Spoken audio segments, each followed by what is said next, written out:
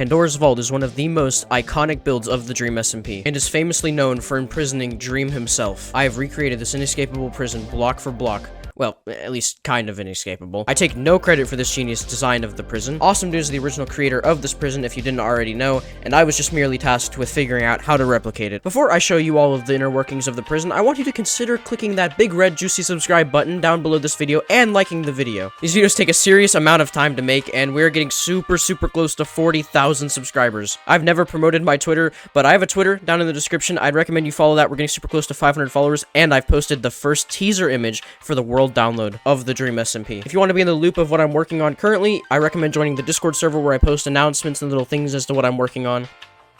Now, this prison is jam-packed with redstone machines, elder guardians, secret rooms, flying machines, bed traps, nether portal systems, and a series of keycard-activated doors. I'm going to quickly show you guys around this elaborate prison and give some brief descriptions of what everything does. Just a quick shout out to my friend for helping me figure out some of this redstone mumbo-jumbo stuff that I was struggling with. His channel is linked down in the description if you want to go check him out. And one last announcement. If this video gets 500 likes, I will do a tutorial series on how to build the entire Dream SMP prison. Oh god, why did I say that? So the prison works like this. The visitor will enter the little entrance room outside of the prison, press the button, and wait for Awesome Dude, the warden, to light the portal. Once they've lit the portal, they'll be in a small little nether room, wait an extra second, get the all clear to go through, go back through the nether portal, and they'll come out the portal into the actual prison. Then the portal will be turned off from the inside to make sure that the visitor can't get back out. The visitor will be questioned and sign papers to make sure that they are all good, and will also have to put away their stuff in a locker keycard system. Once they've done this, they are checked to make sure that they didn't smuggle in any items with them, so they will set their spawn on the side. They will then stand on the sea lanterns and be killed by harming potions. In the next room, there's a keycard activated floor which will be raised up from below. This ensures that the visitor cannot get through by himself and just walk all the way through without all of the keycard books that only Awesome Dude has access to.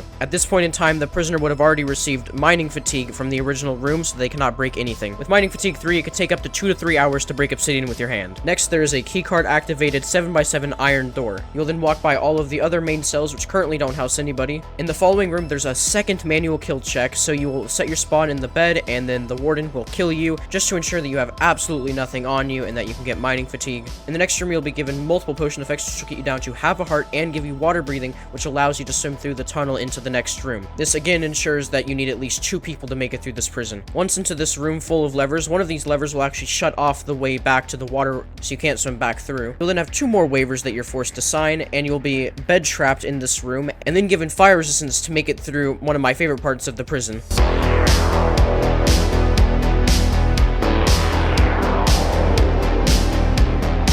Once you're through the lava tunnel, you'll put yourself out with the water, go up the staircase, and you're in the room before Dream Cell. Dream Cell is surrounded by a lot of lava in every single direction, which takes about 2 minutes to drain out, so now is the fun waiting game.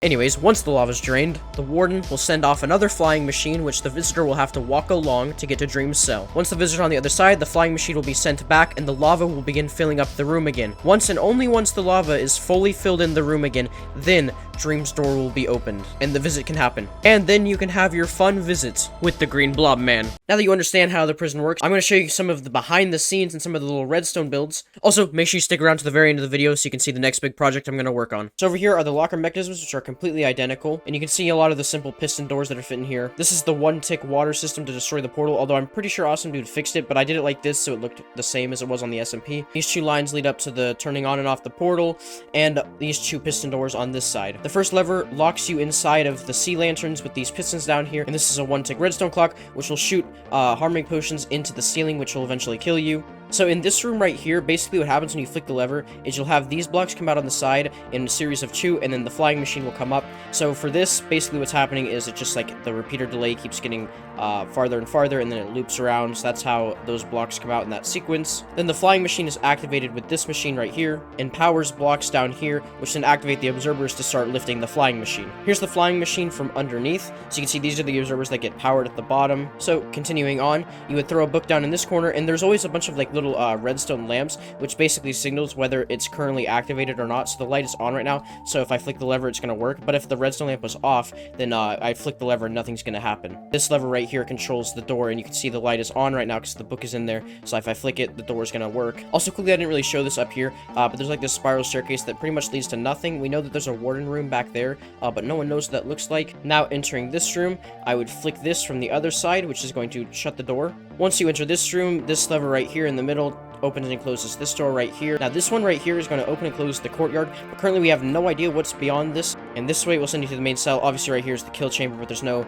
redstone stuff going on right here. Now, the lever right here activates and closes the door from either side of the door. So we have one of these right here, which basically lets you know if the lever's flicked on either side, then it will let the door activate. Now, for the chamber, that gets you down to half a heart and gives you all the potion effects. So basically, you get 2 splashes of harming, you get the poison to get you down to half a heart, weakness, and water breathing. Oh yeah, water breathing's down here at the bottom. Then in this room, all of these levers will just take you to different parts. So over here is the bed trap that gets lifted up. Right here, it lifts this redstone lamp, which shuts off the waterway access. And over here gives you water breathing again when you're on your way back out. The flying machine that gets sent across the lava right here, it basically powers the dispenser that's above this, which activates the observer to send it that way. And then there's this same thing on the other side, which will send it back the way it came. Now, in streams, you can barely see what's going on through behind the warden door, but all we know is that he throws the book down here, the door will open up, and in here, this will send the bridge back the way it came, and this will give the person fire resistance back over here.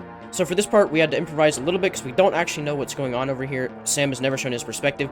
Basically, we have a ladder and a little tunnel that goes across the lava section, and this just leads back to the room with all the levers in it. Last part's quite simple. One of these will activate the flying machine down here. This one will go up and trigger all of the dispensers for the lava, which looks a lot like this. To send the prisoner back to the other side, it sends a bunch of harming potions down Dream's little toilet room. So when the prisoner respawns right here, you land on this pressure plate.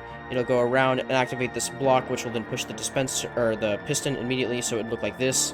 So you can see if every time I get on this thing, it's just pushing me back off. Also, a quick thing that people don't really know about is inside Dream's cell over here, the Elder Guardian is directly above his cell. And I placed the Elder Guardians where you can hear the Elder Guardian noises way more than you can in other parts of the prison, and it seemed like that's where you were getting mining fatigue the most. Thank you guys so much for watching this video. This took an extremely long time to put together, between actually building the prison and then actually editing this video together. So anyways, that's everything I wanted to say. Thank you guys so much for watching the video, and I'll see you in the next... Wait, what's that?